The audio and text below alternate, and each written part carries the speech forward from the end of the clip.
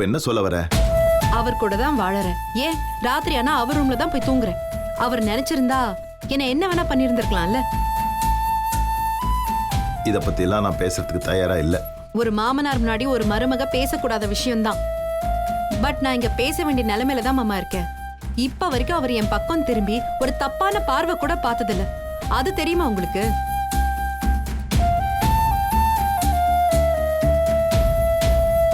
எனக்கு வெளியாளுங்க வீட்டுல இருந்தா தூக்கம் வராது. ஆனா அவரோட ரூம்ல அவர் பக்கத்துல தான் நான் தூங்கிட்டு இருக்கேன். எங்க அப்பா அம்மா வீட்டுல இருக்கும்போது எப்படி நிம்மதியா நம்பிக்கையோட தூங்குனேனோ அதே மாதிரிதான் இவர் பக்கத்துலயும் நிம்மதியா தூங்கிட்டு இருக்கேன். எதனால? எல்லாமே உங்க மக மேல வச்சிருக்கிற நம்பிக்கையாலதான். அதுக்காக அவன் நல்லவன் சொல்றியா? இவ்ளோ வாய்ப்பு இருந்தோம், இவ்ளோ உரிமை இருந்தோம், இவ்ளோ பக்கத்துல நான் இருந்தோம், என் மேல அவர் சுண்டு விரல் கூட படாம அவர் என்ன ட்ரீட் பண்ணிருக்காருன்னா நிச்சயமா வேற ஒரு பொம்பளைய அவர் தப்பான கண்ணோட்டத்துல பாத்துருக்கவே மாட்டாரு. அதை நான் தீவிரமா நம்புறேன். சரி என்ன விடுங்க, நான் இப்ப வந்தவ. ஆனா ராதா எத்தனை வருஷமா வெற்றி வெற்றின்னு வெற்றி பின்னாடியே சுத்திட்டு இருந்திருக்கா. அவ்வளவு அழகா தானே இருக்கா. இவ்ளோ கோணல் புத்தி இருக்கிற மனுஷனா இருந்தா கண்டிப்பா அவர் எப்போ தப்பா நடந்திருக்கலாம்ல.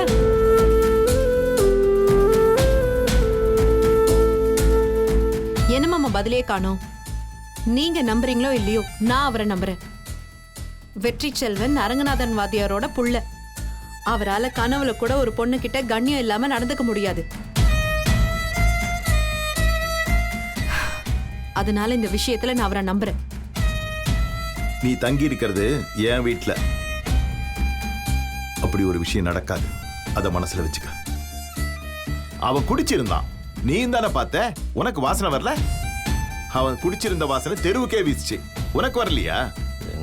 வயிறு முட்டை சாராயத்தை குடிச்சுதான் அந்த அளவுக்கு வாட வரும். அவன் அந்த அளவுக்கு குடிச்சிருக்கான்னு தான் நினைக்கிறேன். ஒரு மனுஷனோட உண்மையான சுயரூபம் அவன் குடிச்சிருக்கப்பதான் வெளியே வரும்னு சொல்லுவாங்க. இன்னைக்கு அவன் குடிச்சிருக்கான், அந்த பொண்ணை பார்த்திருக்கான், தடுமாறி போய் தப்பு பண்ண போயிருக்கான். இல்ல மாமா, அவர் குடிச்சு. நான் நம்புறேன். அந்த நாத்தமே அதுக்கான சாட்சி. அவன் குடிவெறியில் தான் செஞ்ச செயல் தான் இது. யார் என்ன சொன்னாலும் என் மனசு மாற போறதில்ல. அவனுக்கு யாரும் சப்போர்ட் பண்ணக்கூடாது. உன்னையும் சேர்த்து தான் சொல்றேன்.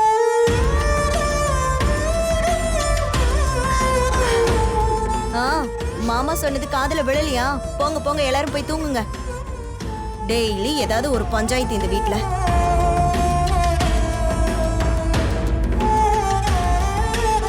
ஏமா அபி எங்க கிளம்பிட்ட? போலீஸ் ஸ்டேஷன்ல அவர் எப்படி நடத்துவாங்களோன்னு பயமா இருக்குமா. நான் உடனே போய் அவரை பார்த்துட்டு வந்துடுறேன். அபி அன்டைம் ஆகுதுமா. இந்த நேரத்தில் ஸ்டேஷனுக்கு போறதுக்கு ஆம்பளைங்களே யோசிப்பாங்க. நீ என்னமோ அசால்ட்டா ஸ்டேஷனுக்கு போறேன்னு சொல்ற.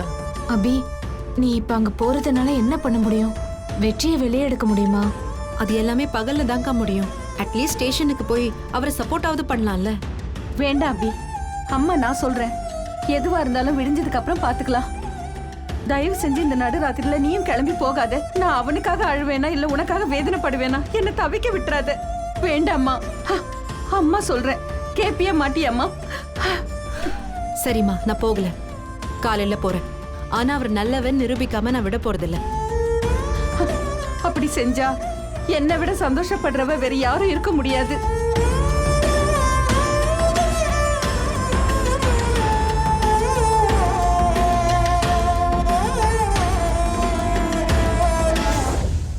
போடா உள்ளங்கற வெளியே நின்னுட்டு இருக்க.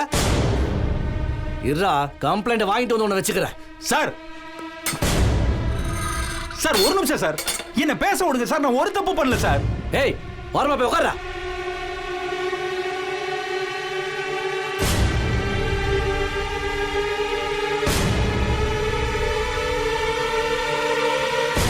சார் அந்த பொண்ணு வந்துருச்சு சார். கம்ப்ளைண்ட் எழுதி வாங்கிக்கவா? யோ, அந்த பொண்ணு சொல்றதெல்லாம் நீ கேட்டுக்க.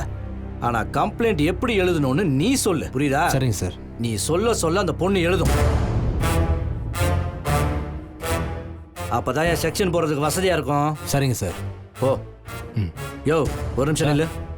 மா நீ வா.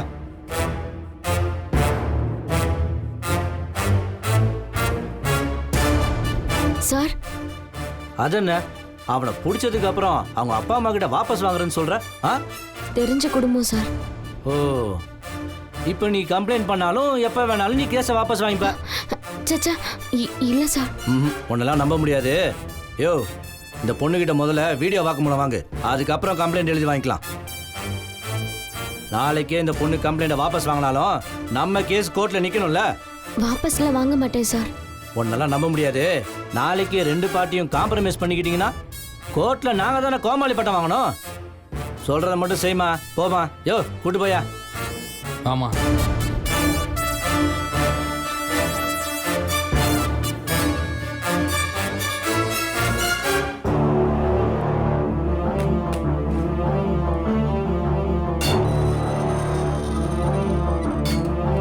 அப்புறம் இந்த தடவை நீ வசமா மாட்டியிருக்கிற. சார் நான் எந்த தப்பும் பண்ணல சார். ஏய், சாட்சி இருக்குடா, ஒரு ராணியை பிடுங்க முடியாது. யோ, அவங்களாம் வந்துட்டாங்களா? வந்திருக்காங்க சார். நீ ஒன்று பண்ணு, அவங்க கிட்ட ஸ்டேட்மெண்ட் எழுதி வாங்கிக்கோ, அப்படியே வீடியோ வாக்கு மூலமும் வாங்கிக்கோ. சரிங்க சார். இந்த தடவை இவன் வெளியே வரவே கூடாது. சார் யோ, எல்லாம் ரெடியா? Ready sir. இதோ வரேன், கொன்றுறேன் உன்னை.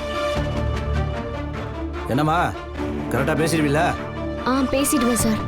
உனக்கு மறந்து போச்சுன்னா இடையில நான் கேள்வி மாதிரி கேட்குறேன். உனக்கு ஞாபகம் வந்தது பேசிடு, பயப்படாத. பேசு. யோ சார், என்னையா ரெடியா? Ready sir. ஆன் பண்ணு. சார் ஆரம்பிமா.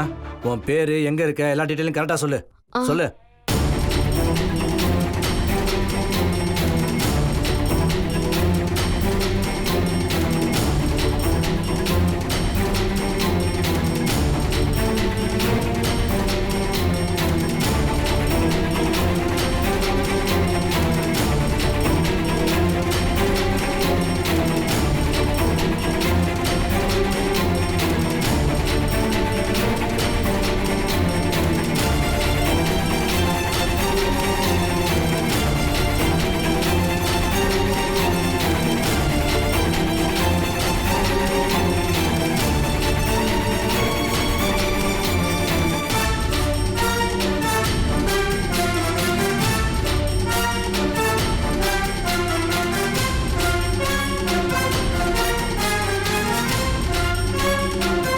சரிம்மா, நீ போய் வெயிட் பண்ணு.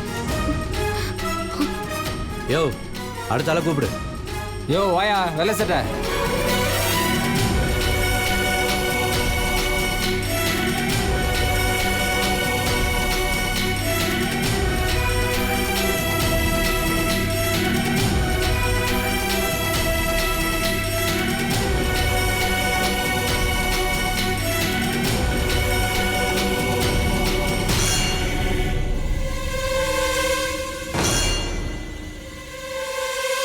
சொன்னதெல்லாம் போதும், கிளம்பு. சரி கிளம்பு, போயா.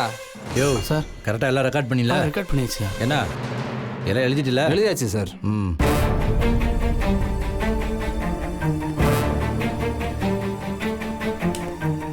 என்னடா, எத்தனை தடவை போலீஸுக்கு தண்ணி காட்டியிருப்ப, எத்தனை தடவை எங்களை ஓட விட்டுருப்ப, எத்தனை தடவை எங்களை வெறுப்பேற்றிருப்ப. உங்க அண்ணன் பூங்காவனம், அவன் ஒரு பொறுக்கி, அவனும் நீயும் சேர்ந்து என்னென்ன வேலை காட்டியிருப்பீங்க. இன்னைக்கு நீ செத்தடா. என்னையா சார், ஆல்கஹால் டெஸ்ட் எடுத்தாச்சா? சார், ஹாஸ்பிட்டல்ல இருந்து வந்து லேப் டெக்னீஷியன் பிளட் டெஸ்ட் எடுத்துருக்காங்க சார். ரைட். இனி இவன் பாடி நமக்கு தான் சொந்தம். எப்படி வேணாலும் பூந்து விளையாடலாம் ஐயா. என்ன சாப்பிட்டு தெம்பா தானே வந்திருக்கீங்க? வந்திருக்கேன் சார். எல்லாம் உடையாத லட்டியா தான் எடுத்துட்டு வந்திருக்கீங்க. இவன் உடம்புல எத்தனை எலும்பு இருக்குன்றத பாத்துருவோம். பாத்துருவோமா? ஓடு சார். அவ்வளவு திமிரு பண்ணீங்க. நான் ஒரு பண்ணல சார். சார், இதே நான் அண்ணனுக்கும் சாவுடா.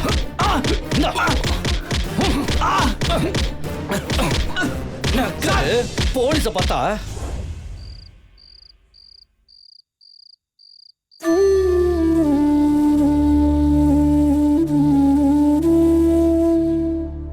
ஏங்க, அந்த பொண்ணு தான் கம்ப்ளைண்ட்டை வாபஸ் வாங்குறேன்னு சொன்னால, எதுக்காக உங்க அப்பா பிடிவாதமா வெற்றியை ஜெயில போடுறதுல குறியா இருக்காரு? மனுநீதி சோழன், சிவி சக்கரவர்த்தின்னு எல்லாம் பாடத்துல தான் படிச்சிருப்பாங்க. ஆனா எங்க அப்பா விஷயத்துல நாம நேர்லயே பார்த்துட்டு இருக்கிறோம். சரி, அவரை விடுங்க. நீங்க வெற்றியை சந்தேகப்படுறீங்களா?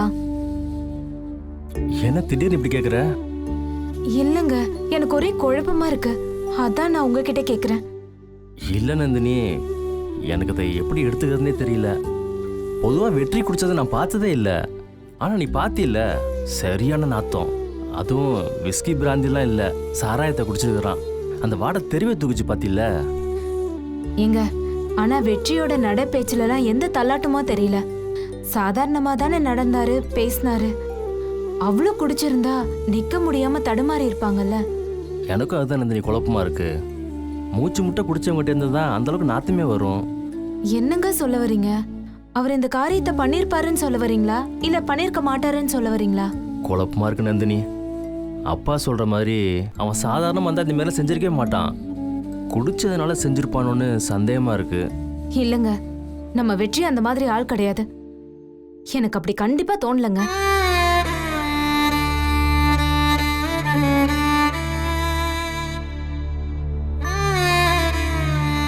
நந்தினி, நீ அவங்கள எங்கேயாச்சும் வச்சு பாத்தியா? அந்த பொண்ணு கூட எங்கேயாச்சும் நிக்கிறது பேசுறதுன்னு அந்த மாதிரி ஏதாவது எங்கேயாச்சும் பாத்தியா? இல்லங்க, பெருசா ஒண்ணும் இல்ல. காலையில அந்த பொண்ணோட வண்டி ஸ்டார்ட் ஆகாம நின்னுடுச்சு. நம்ம தம்பி கிட்ட ஹெல்ப் கேட்டுச்சு, அவரும் ஸ்டார்ட் பண்ணி கொடுத்தாப்ல. இத போய் நாம எப்படி தப்பா நினைக்க முடியும்? எதை எப்படி நினைக்கிறதுனே தெரியல. ஆனா 2 விஷயம் மட்டும் ரொம்ப கிளியரா தெரியுது. நிச்சயம் வெற்றி அந்த பொண்ணோட வீட்டுக்குள்ள தான் இருந்தான். இத்தனை பேர் கூடினதுக்கு அப்புறம் உள்ளதான் இருந்திருக்கிறான். அங்க அவனுக்கு என்ன வேலை, அதுவும் நைட் நேரத்துல? அதான் அவன் மேல சந்தேகப்பட வைக்குது. இல்லங்க, இப்ப கூட எனக்கு வெற்றி மேல சந்தேகமே இல்லங்க. சரி, இப்படியே பேசியிருந்தா விடிய பேசிட்டே இருக்க வேண்டியதுதான். காலைல வேலைக்கு போகணும், உனக்கு வேறு நிறைய வேலை இருக்கும். நீ போய் லைட் ஆஃப் பண்ணு, அப்பதான் காலைல சீக்கிரம் எழுந்து முடியும். லைட் ஆஃப் பண்ண தூக்கம் வருது.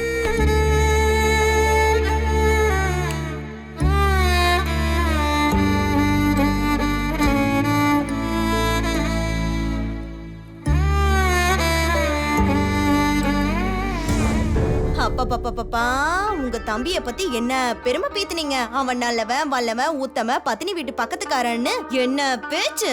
இப்ப தெரிஞ்சுதா, இப்ப கிழிஞ்சுதா உங்க தம்பியோட முகமூடி. உங்க மூஞ்சி இப்ப கொண்டு போய் எங்க வச்சுப்பீங்க?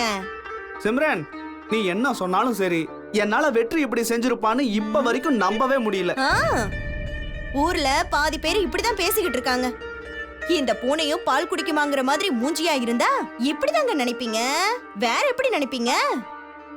பாவங்க அந்த பொண்ணு ரம்யா. ஒருத்தன் திடீர்னு ராத்திரியில வீடு புகுந்து கைய பிடிச்சு இழுத்தானா அந்த பொண்ணோட மனசு என்ன பாடுபட்டிருக்கும். என்னங்க நினைச்சிட்டு இருக்கான் உங்க தம்பி? தட்டிக்க ஆள் இல்ல நினைச்சிட்டு இருக்கானா?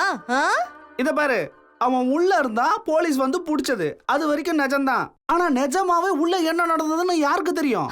ஊருக்கே தெரியுங்க. விளக்கு வச்சதுக்கு அப்புறம் ஒரு ஆம்பளை தனியா இருக்கிற ஒரு பொம்பளை வீட்டுக்கு போறானா என்ன அர்த்தம்னு கேக்குறேன். சரியான மானங்கட்ட பொழப்பெல்லாம் இருக்கு. நீ என்ன வேணும்னாலும் சொல்லு சிம்ரன், என் தம்பிய பத்தி எனக்கு தெரியும். அவன் அப்படி பண்ற ஆளு. பெரிய தம்பி, உலகத்துல இல்லாத தொம்பி. நீங்க நம்புனா என்ன, நம்பாட்டி என்ன? போலீஸ் கூட்டிட்டு போயிருக்காங்கல்ல, மாப்பிள்ளைய உள்ள வச்சு நல்லா காட்டுன்னு காட்டுனாங்கன்னு வைங்க, இதுக்கப்புறம் ஒரு பொம்பளைய தப்பா பார்க்க மாட்டான் அவன். சிம்ரன், நீ கொஞ்சமாவது யோசிச்சு பேசுறியா? அவன் அவ்வளவு கெட்டவனா இருந்தா அந்த அபிய விட்டு வச்சிருப்பானா? அந்த பொண்ணு எத்தனை நாளா அவன் தான் புருஷன் சொல்லிட்டு இந்த வீட்டுல வந்து உட்கார்ந்து இருக்கு. இல்ல அந்த பொண்ணை கைய பிடிச்சு இழுத்தா யாராவது கேட்பாங்களா? அப்படி இருந்து அவன் எவ்வளவு கண்ணியத்தோட நடந்துக்கிறான். அவனா அப்படி எல்லாம் பண்ணிருப்பான். கடைசி வரைக்கும் உங்க தம்பியோட சின்னத்தனத்தை ஒத்துக்கவே மாட்டீங்களே. இங்க பாருங்க, ஊரே சாட்சியா நிக்குது. தண்ணி பிடிக்க போனாலும் கடைக்கு போனாலும் அத்தனை பேரும் என்கிட்ட தாங்க இத பத்தி வந்து பேசிட்டு போறாங்க. இத்தனை பேரு நம்புறப்போ உங்களுக்கு மட்டும் என்னன்னு கேக்குறேன். ஏன்னா நான் சின்ன வயசுல இருந்து அவன் கூட வளர்ந்துருக்கேன். அவன் எந்த விஷயத்துக்கு எப்படி நடந்துப்பா, எப்படி ரியாக்ட் பண்ணுவான்னு எனக்கு தான் தெரியும். அதனாலதான் நான் சொல்றேன். இந்த ஆம்பளைங்க எல்லாரும் ஏன் தான் இப்படி இருக்கீங்கன்னு தெரியல. எக்கோட கெட்டு போங்க. ஆனா எனக்குங்க இவனை நினைச்சு ஆறவே மாட்டேங்குது.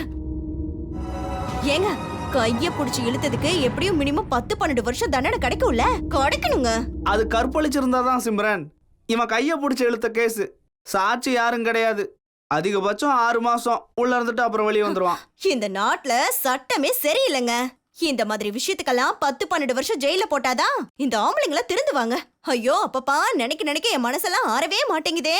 பாவங்க அந்த பொண்ணு. சிம்ரன், உன் கண்ணுக்கு கீழே ஏதோ கருப்படிச்ச மாதிரி தெரியுது பாரு. என்னது? ஒருவேளை கருவளையமா இருக்குமோ? ஐயோ, என்னங்க சொல்றீங்க?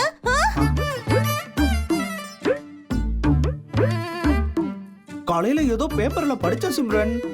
மத்தவங்க விஷயத்த பத்தி நிறைய யோசனை பண்ணிக்கிட்டே இருந்தா கண்ணுக்கு கீழே கருவளையம் வருமா, முகத்துல சுருக்கம் வருமா, அப்புறம் இந்த ஸ்கின்ல க்ளோவே இருக்காதான்.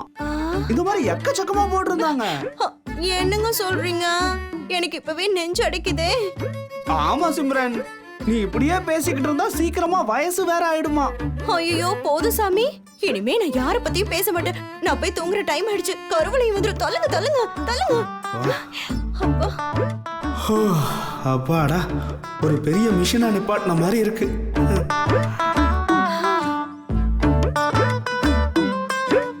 சிம்ரன், மத்தவங்கள பத்தி பேசுறது மட்டும் இல்ல, மனசார நினைச்சாலும் கருவளையும் அதிகமாயிடுமா. அந்த மாதிரி எக்கச்சக்கமா நிறைய போட்டிருந்தது. ஐயோ நீங்க வேற கொஞ்சம் சும்மா இருங்க. கூட்டையை குழப்பிட்டு நான் ஒண்ணு யாரையும் நினைக்கல. நீங்க பேசாம தூங்குங்க. சரிம்மா.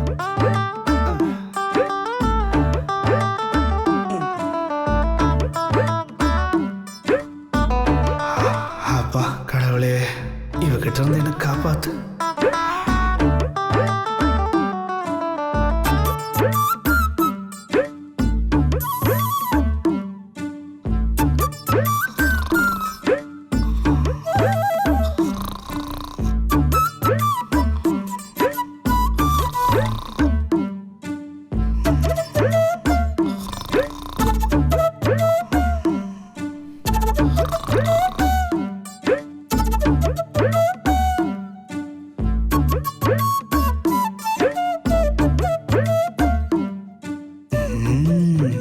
வேணுண்டி, உனக்கு நல்லா வேணும். இதுக்கப்புறம் நீ நிம்மதியா தூங்குவ. ஆமா, க்ளோ லைட்டா போடுச்சுல. குழம்பு. ஐயோ கருவளையும் வருதோ.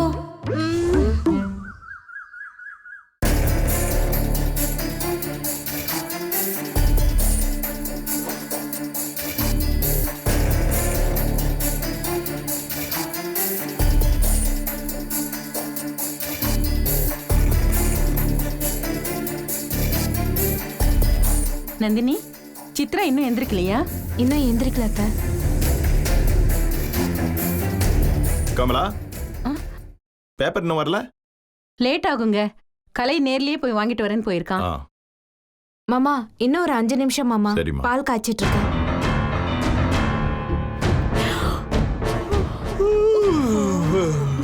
என்னங்க எல்லாரும் இவ்ளோ சீக்கிரம் எந்திரிச்சிருக்காங்க? அவங்க எப்பவுமே எந்திரிக்கிற நேரத்துல எந்திரிச்சு தான் வேலை செய்யறாங்க. போச்சலம் போ, நீங்க போய் பல்ல விளக்கிட்டு வாங்க. போங்க போங்க. டேய், ராத்திரி எங்க போயிருந்த? வேலைமா, செங்கல்பட்டுக்கு போயிருந்தேன். அங்கிருந்து சென்னைக்கு வேற போக வேண்டியதா போச்சு. திரும்ப வரதுக்கும் லேட் ஆகி போச்சு. அதுக்குள்ள இங்க 1000 பஞ்சாயத்து நடந்து முடிஞ்சு போச்சு. அந்த நேரம் நான் இல்லாம போயிட்டேன். இருந்திருந்த கதையவே மாத்திருப்பேன். கிழிச்ச. போய் பல்ல தேய்ச்சி மூஞ்ச கழுவிட்டு வா. மச மசன்னு நிக்காத. போ. அப்பா, பேப்பர்ல நியூஸ் வந்திருக்குப்பா.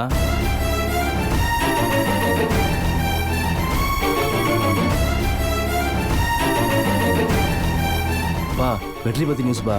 அது உங்க பேரை படி இன்னொரு மகன் வேற போட்டிருக்காங்கப்பா.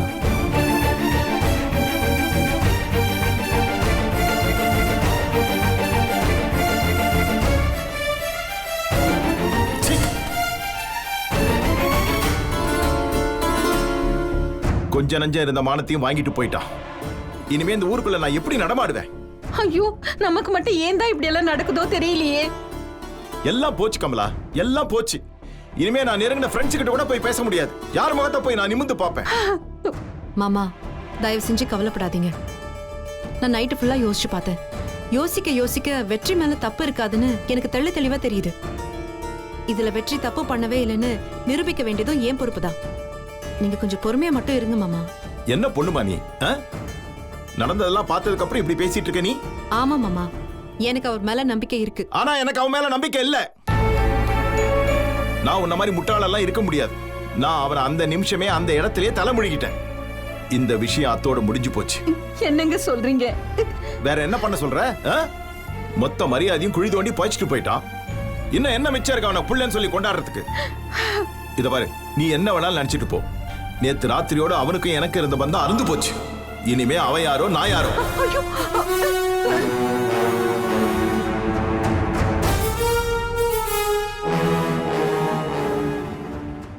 ஆ